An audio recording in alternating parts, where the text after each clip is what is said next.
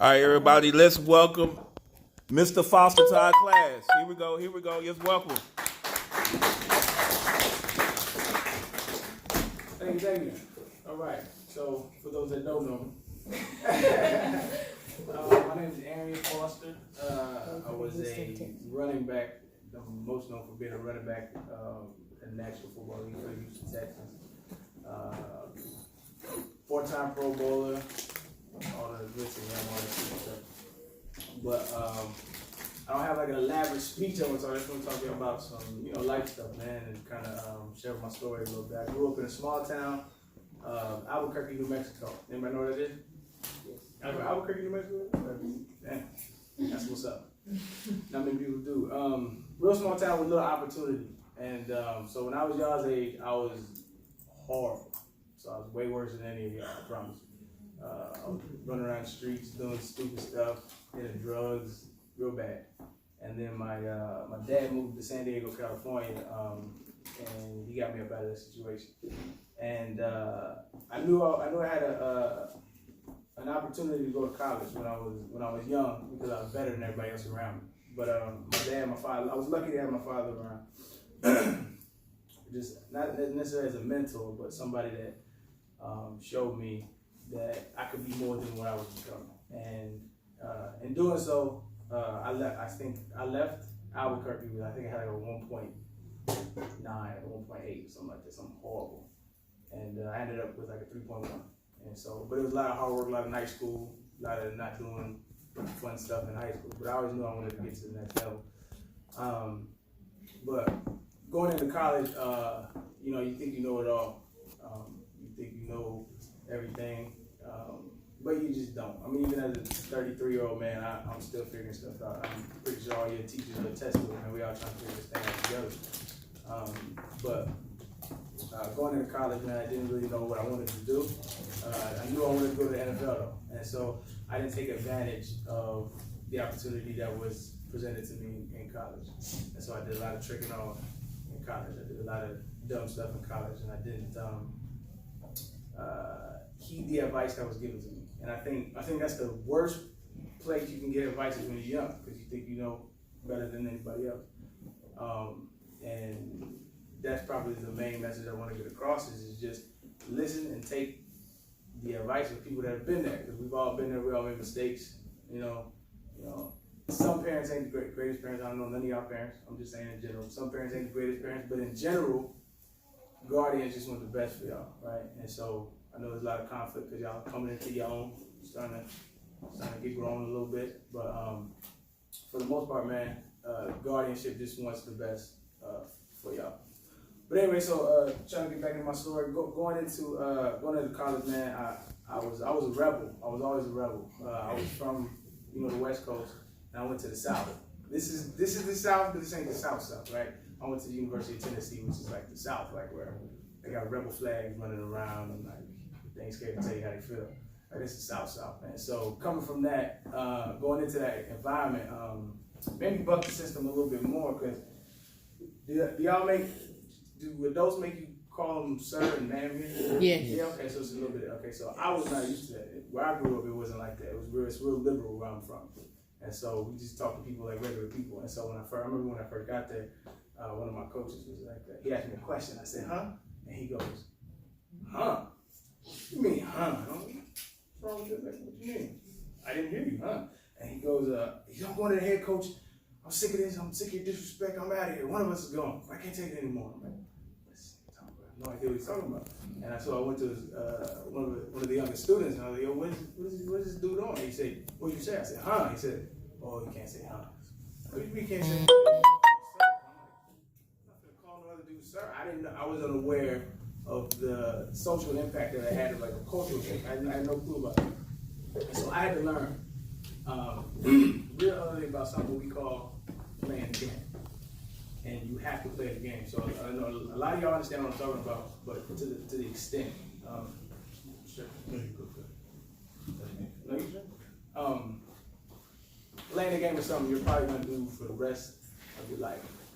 I am lucky, so I don't gotta play the game anymore. So I can dress, This is comfortable. I don't have to wear anything I don't want to wear. I don't have to do anything I want to do. But I got lucky. I was outlier.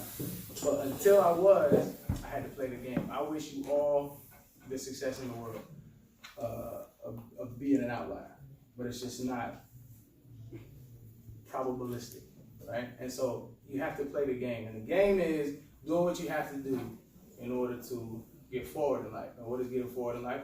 It's providing for yourself and your family, and that's it.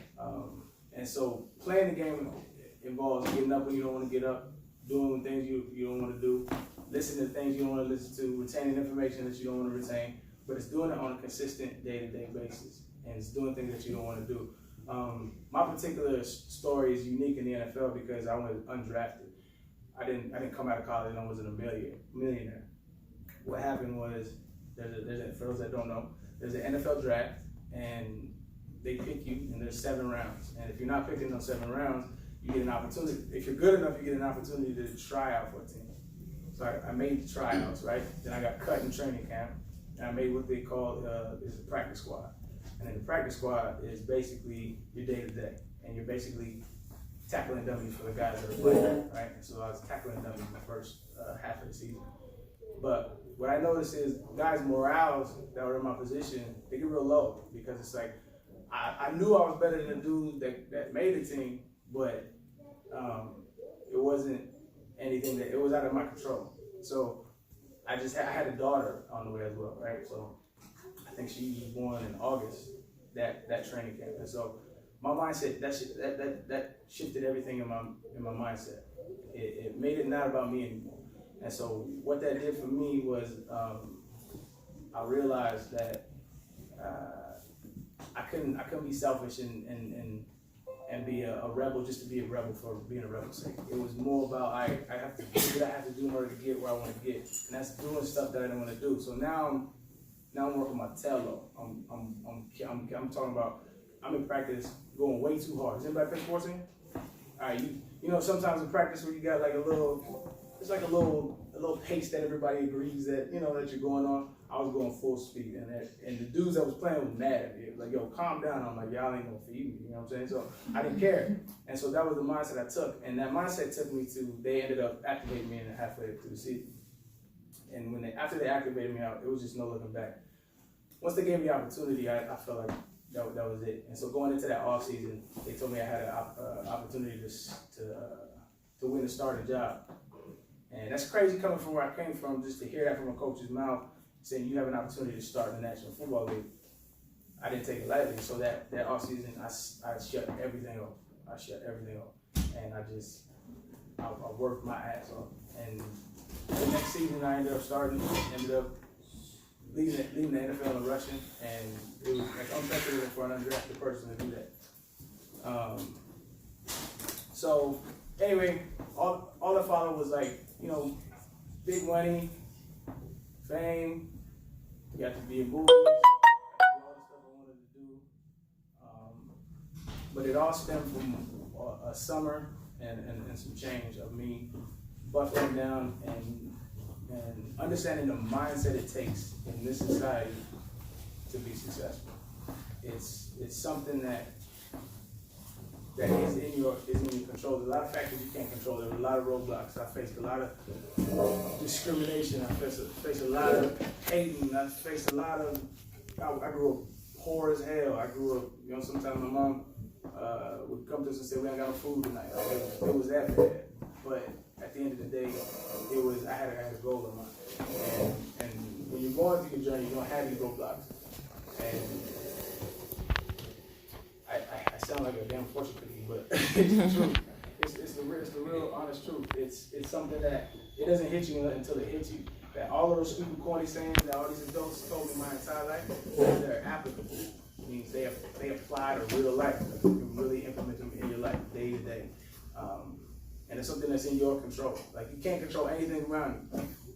If your boss is racist, if your neighbor's an asshole, if you whatever the case may be, none of that shit in you. Somebody hits your car, none of that's in your control. Like, you can only control what you can control, and don't get personally invested into the things that you can't control. You can't control that shit.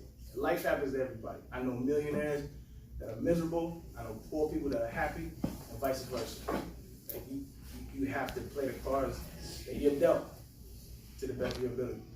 So I just wanted to share my story with y'all a little bit. I'm doing a lot of things off the field. I mean, if y'all are interested, we can rap about those. But I just wanted to share y'all story with my story with y'all real quick. And if y'all have any questions, you know, man, I would be happy to answer. I was in y'all shoes up here watching adults talking about shut up. I got stuff to do, but I'm here for y'all. Y'all want to make that chance. Go ahead, bro. Why did you retire? Why did I retire? If I told you I was gonna beat your ass for half the year, how long do you think you could take that? Not very long. I don't know. That's what it was, man. Football is fun, but it's a fight. Every single Sunday it's a fight. There's some weeks where I couldn't walk. Like games on Sunday, there's some weeks I couldn't walk 100% until Thursday, Friday. Cause they were hitting hard. It hurts, bro. It's 300-pound men, 250-pound men that are training every single day to whoop your ass. So it hurts, bro. It doesn't feel good. So after a while, just your body gets sore, man. It's gonna do anything. Do you think you and if you still was playing, you and Deshaun Watson would be a good duo? Ain't no telling, man. I know there's any running back that has a running quarterback for my football people, you're gonna be a better running back because the defense has to account for his legs. I never played with one. Yeah, they stacked the box on me, man. Any other questions about college? Anything? Nothing? Y'all got it all?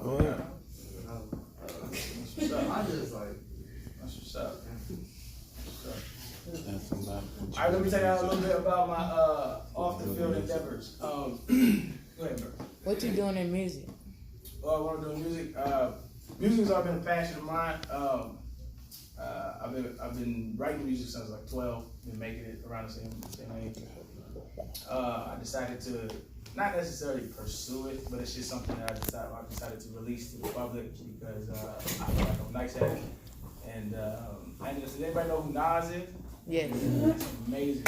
That's a map. Like young people don't know who Nas is. Anyway, I signed under his label. He signed me, and I released a EP recently. And that's a grind too. It's like everything I do, I try to respect the process. But I do music. Yeah. But another thing I want to share with y'all is about finances. Does anybody have a grip on finances in America, economics? What you mean? Do you understand it? No. No, you don't understand it. All right. Most people don't, though. Honestly, it's a real thing, man. Yeah. It wasn't until, and this won't hit y'all till you later on in life, like when you're adults and you're making money. But try not to look at money like it's yours. I know that's weird to say, right? But try not to look at money like anything that I make. I always say like the majority of it is for my kids. And so even if you don't have kids, even when I didn't have a kid or I had a kid, I always saved. And so right now, I have probably made more money off the field than I did on, just because I had a lot of smart people around me. And I put a lot of smart people around me on purpose, right? So if you're the smartest person in your circle, you need a new circle, 100%. If you're the smartest person in your circle, you need a new circle. Don't ever be the smartest person in your circle. Who's the smartest person in your circle? No, you shouldn't be, seriously, because it's one of those things that like you are the company you keep. You heard that old saying, birds of a feather flock together. That's real. You're never gonna see a scientist hanging out with a whole bunch of thugs and hoodlums. You're never gonna see a whole bunch of thugs and hoodlums hanging out with a scientist. It just doesn't happen, right? People are like-minded and they hang out with each other and they all going towards a common goal. So whatever you wanna do or be in life, go find them, go mirror them, go walk around with them, go talk to them, go ask them questions. It's like people love talking, right? I don't really like talking that much. I'm here for a favor, but people love talking. So it's like, and they're talking about themselves too, right? Networking one-on-one. Did they teach y'all how to network yet? All right, so I'm gonna give y'all a little gem I learned, right?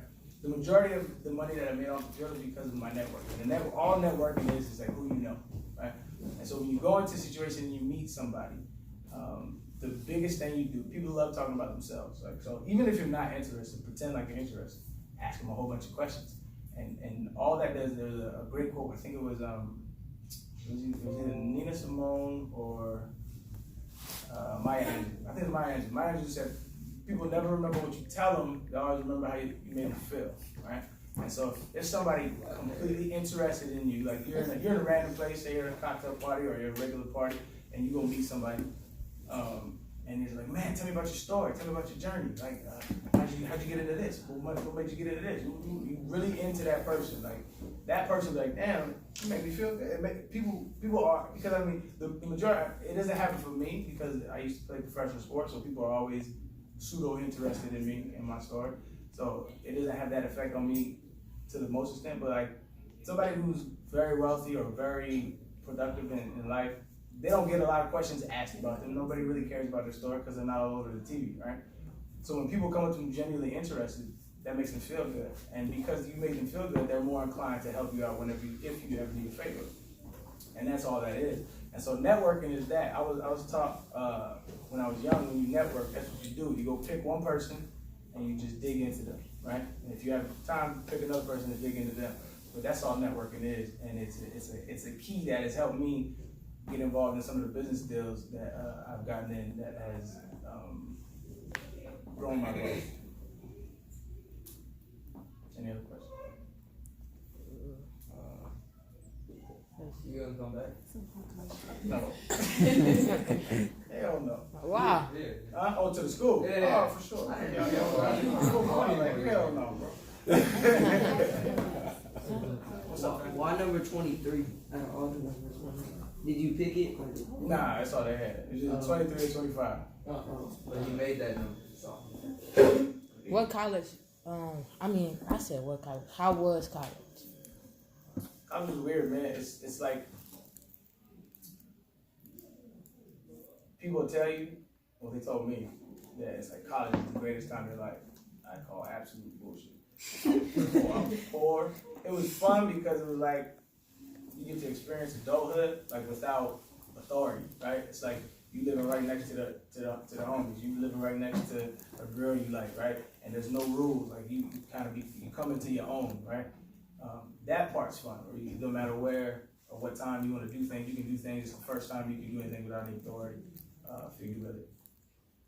That part was fun, but being broke is not fun to me. So it wasn't fun to me from that aspect. On top of the fact I told you I was in the South and I was coming from the West Coast, and I'm not from the South, so it was weird. Everything was weird. The way you interact with females, the way you interact with adults, everything was foreign to me, and I was like I was the oddball out. Yeah. But it was something that I wish I could get back for the mere fact of I had an opportunity to network with people that I didn't frequent in their circles, and so I didn't take advantage of that. But I was young. But as an older cat, trying to tell y'all, like if you find yourself an opportunity, given that opportunity, take advantage of that shit, man. Take advantage. Go to all the little any kind of school meetup that they have, all the speakers, all of that. Go meet and mingle and you don't know what you're gonna want to be into. You have no idea. And so, like when I first wanted to go to school, I wanted to study astronomy. It conflicted with my football schedule, so they told me not to, which is a whole other subject. I hate the NCAA. But, and so I ended up majoring in philosophy, which was cool, but it wasn't what I really wanted to do. And so I should have put my foot down when I was young, and I should have done what I loved. And now when I'm planning on going back to school for physics here in the next couple of years. So, what other colleges you could have went to instead of Tennessee? I was pretty well recruited. I mean, pretty much all the West Coast colleges, except USC. What? No SC? Nah, it was funny though. Pete Carroll came up to me. We was playing Seattle 2013. He came up to me and was like, man, we should have got you, man. Yeah. So I guess I was on the table. Right. But pretty much all the West Coast colleges, all the Big 12 schools. Only Tennessee and the SEC, West Virginia, pretty much all the ACC schools. I was well recruited. I was Carolina High School. Why you ask? I just asked. Me too. How'd Attention legacy students. Madison Pigman, please report to the front of the school. Madison Pigman, please report to the front reception area. Thank you. Did you make like any shoes? Like shoes. like cleats, you know what I mean? Like my own specific shoes. Yeah. I did my first year, but it wasn't like so. In the NFL, they only allow you to wear certain kind of shoes, like Nike, Adidas, Under Armour, I think Puma.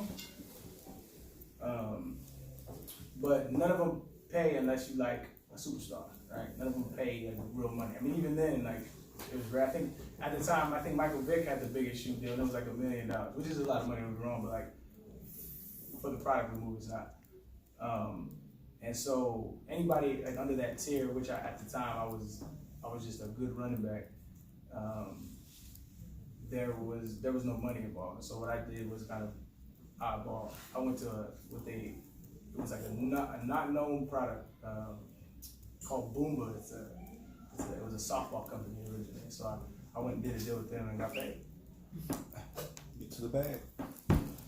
Go ahead. Alright, the team, when you were in the NFL, what was the team you like want to face, like that you didn't want to face, like the most, like the hardest team to go against? Like when you were No. They all men like me. Put on a sock 1 foot at a time. How many injuries did you have?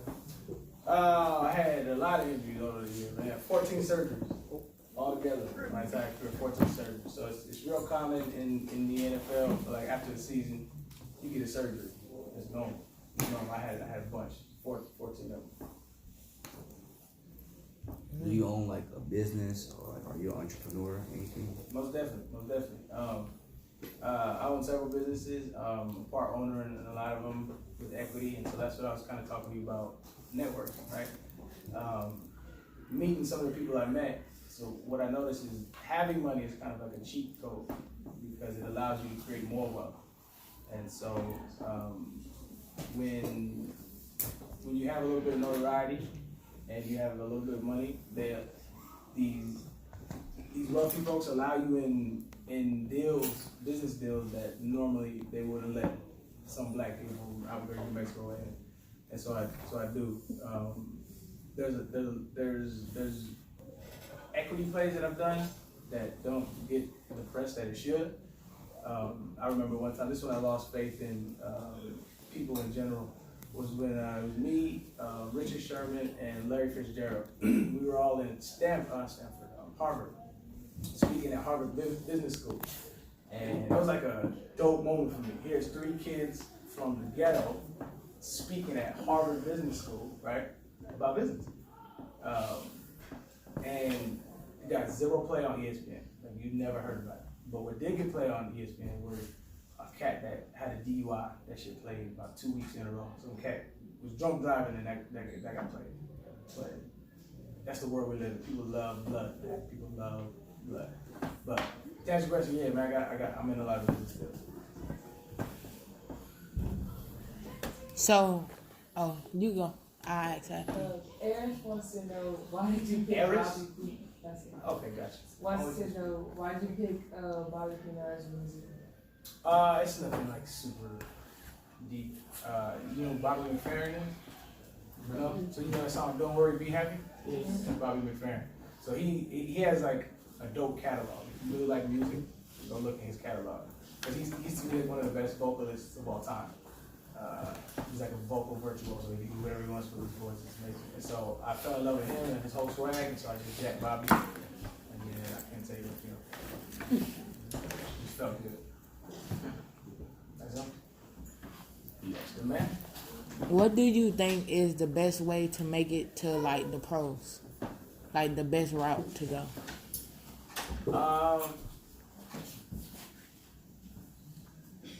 Being absolutely insane about your dream.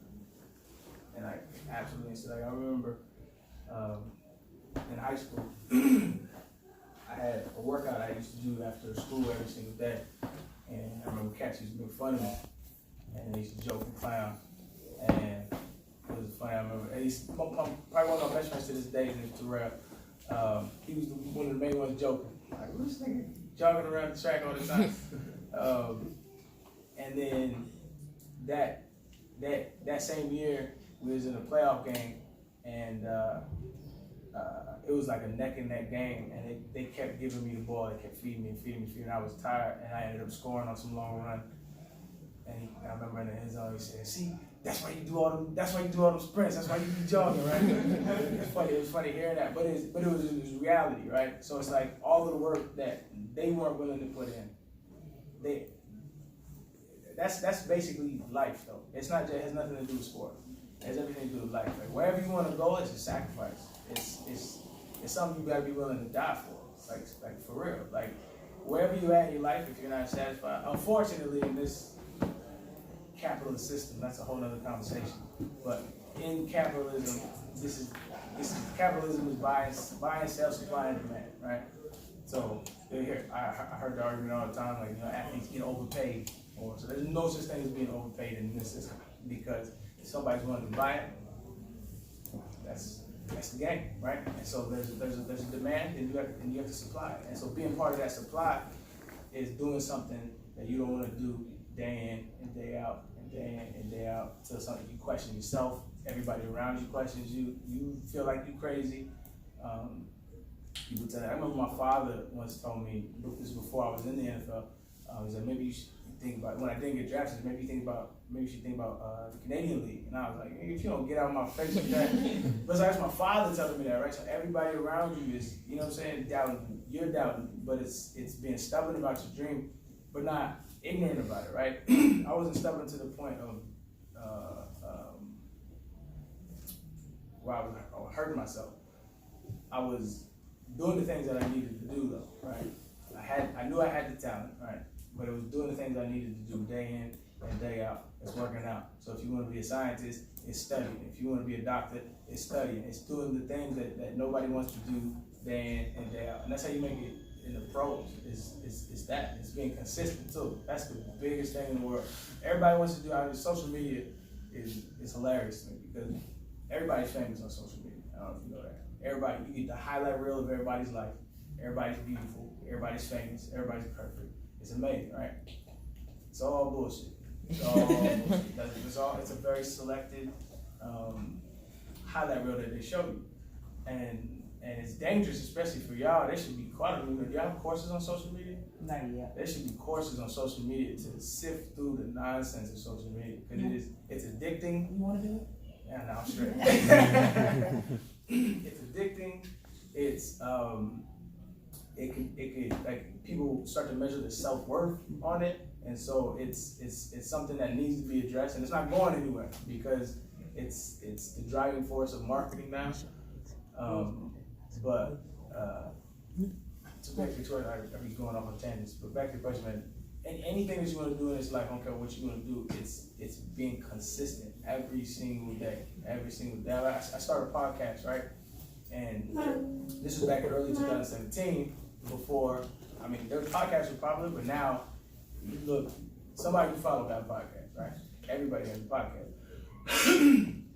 Right now, my podcast probably has anywhere from 50,000 to 100,000 listeners per episode, which is a great fan base, right? We just signed a deal that we just got out of, but it was $1 million deal with a company called Luminary, who's snatching up podcasts, right?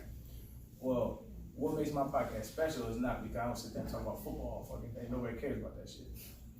What made my podcast special was that I was interested in everything. So I had a NASA astronaut on there, Snoop Dogg was on there, I had an oncologist on there, we talked about cancer, I had You had Jamel Hill, didn't you? I had Jamel Hill on there. I had a transgender woman on there who's an activist. I had so I attack social issues. I attack political issues. I attack sports issues. I attack cultural issues. All because the consistency aspect of it. People put out podcasts. You can make a podcast right now. Just make one and put it out through a distribution channel. But what makes it stand out is the consistency. You have to understand the consumer and how they think. They love to. Think about the things that you like. You like things that you can rely upon, right? The reason why you like Nike is because you know the material's not going to wear out. The reason why you like whatever the case may be, is because you feel like this is a dependable product. And so if you want to put out a dependable product, then that means you have to put it out on a consistent basis. And so that's how I got to have a successful podcast. So, who do you think out of you and your brother who will win in a 1v1 in basketball? Me? What are you talking about? I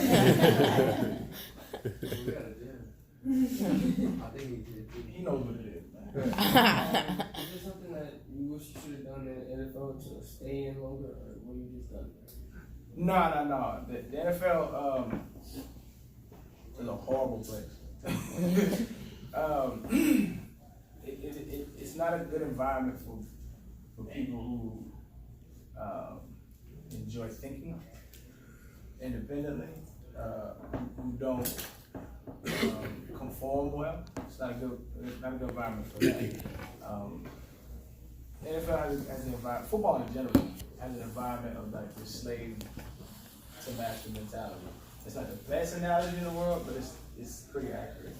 To where you say, you do as I say. I mean, y'all seen clips of coaches pulling players by the face and shit like that. I got labeled as like a horrible kid, or like a not coachable kid, because somebody would yell at me. I'd be like, fam, you don't gotta do that. I gotta